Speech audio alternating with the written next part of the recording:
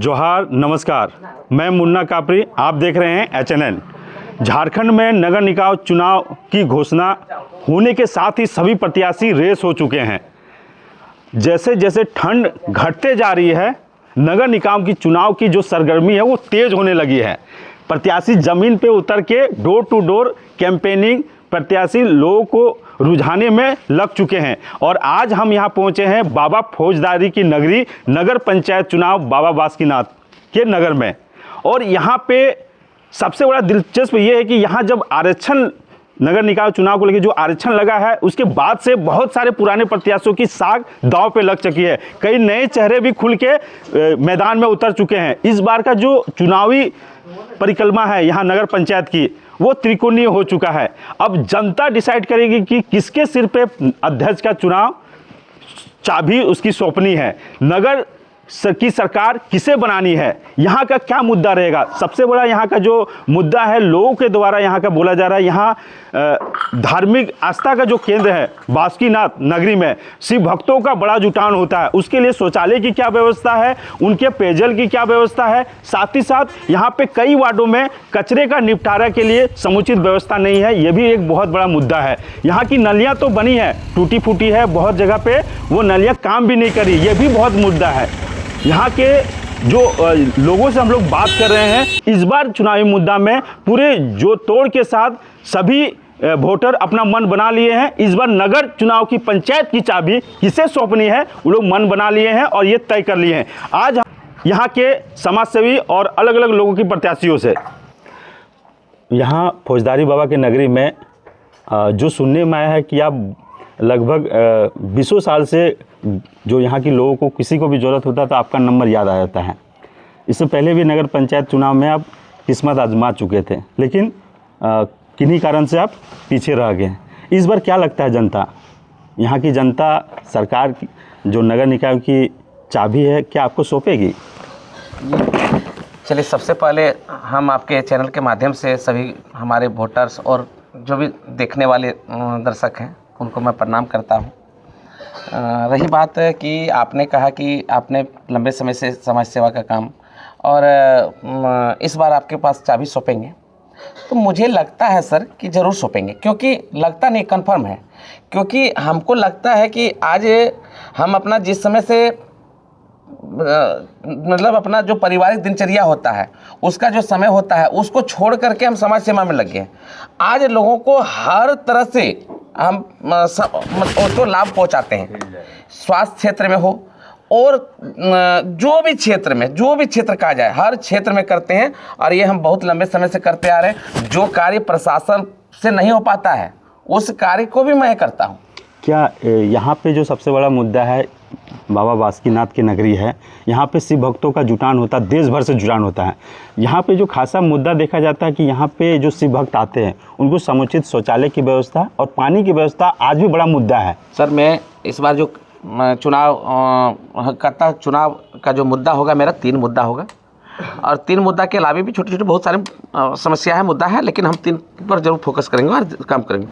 एक, सबसे पहले स्वच्छ बासुकीनाथ, सुंदर बासुकीनाथ और भ्रष्टाचार मुक्त बासुकीनाथ। देखिए, आप जो ये 3 मुद्दा बता रहे हैं वो तो मुद्दा बहुत अच्छा है। अभी हम लोग जब गुजर रहे थे रोड में तो बहुत सारे ऐसे कचरे का ढेर रोड के साइड पड़ा हुआ है। सर ना, यही तो आगे ऐसे में आ गया ना, स्वच्छ बासुकीनाथ सुंदर बासुकीनाथ। ठीक है, तो स्वच्छ बासुकीनाथ सुंदर बासुकीनाथ कैसे होगा जब तक हम उस कचरे का सफाई नहीं कराएं।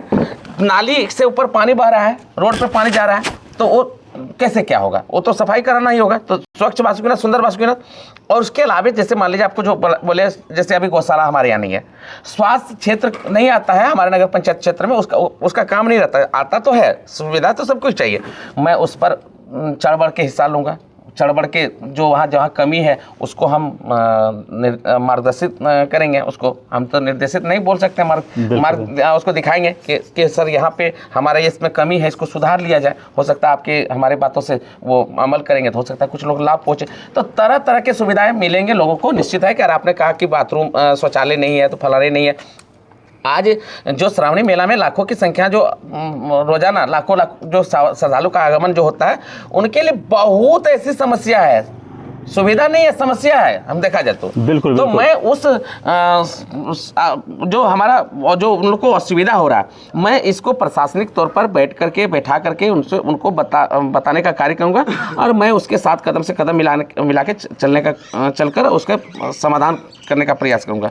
यहाँ पे एक चीज़ देख रहे हैं हम लोग, बहुत दिनों से उसको ऑब्जर्व कर रहे हैं, यहाँ पे जो लोकल दुकानें हैं उनको लेके कोई उनकी व्यवस्था आज तक नगर पंचायत के लोग नहीं कर पाए, जो भी उस जगह पे रहे। उनकी हर समय कहीं ना कहीं इनको दिक्कतें हो रही है, जो आसपास मंदिर के आसपास जो दुकानें लगाते हैं, उस पर आप क्या बोलेंगे?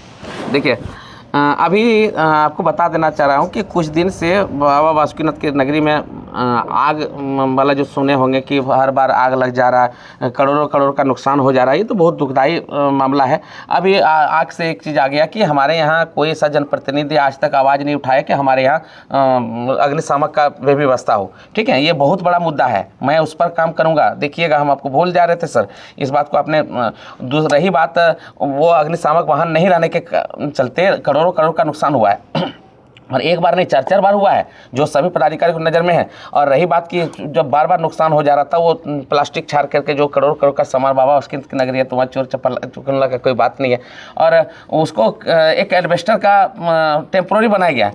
अभी हम बात करें सर, तो अभी जो हमारे जो अग्निकांड जो बार हो जा रहा था, वो एक बना है, उसका नाम सिंघाड़ा दे दिया है अभी बासुकीनाथ में। वो सिंघाड़ा जो बीच में बना हुआ है, उसमें 50 दुकानदार शिफ्ट हो सकता है, 50 से 100 दुकानदार ऊपर नीचे करके। जैसे मान लीजिए कोई व्यवसाय वर्ग के हैं तो ऊपर से नीचे लेकर 100 दुकानदार शिफ्ट हो सकते हैं। क्यों नहीं शिफ्ट हो पा रहे हैं सर? देखिए, हमको जहाँ तक लगता है कि इस पर किसी का नज़र ही नहीं जा रहा है। नगर पंचायत का क्या ये मुद्दा आपके लिए रहेगा? एकदम 100% रहेगा। मैं बात क्यों कर रहा हूँ, जब हमारे पास नहीं मुद्दा रहता तो मैं वो सब पे काम करूँगा। जहाँ काम नहीं हुआ है, बहुत ऐसा काम सर, क्या बताएं हम। अच्छा, आपको ऐसे भी बोला जाता है कि एक्सीडेंट में सबसे पहले लोग जो सहयोग में खड़ा होते हैं वो आपका नाम आता है, क्यों ऐसा है? देखिए सर, जिसमें 4G चल रहा था ना, तो उसमें हमको 5G के नाम से जानता था लोग, क्योंकि उतना फास्ट हम चलते थे कि जैसे 3 मिनट में बुलाता है लोग, तो हमको लगता है 2.5 मिनट में पहुंच जाते थे। अच्छा, इसके पीछे कोई स्वार्थ नहीं है? नहीं सर, कोई स्वार्थ नहीं है हमारा। और एक चीज़ है, कैसे पहुंचते थे ये भी आपको बता दे रहा है। मेरा नेटवर्क बहुत तगड़ा है,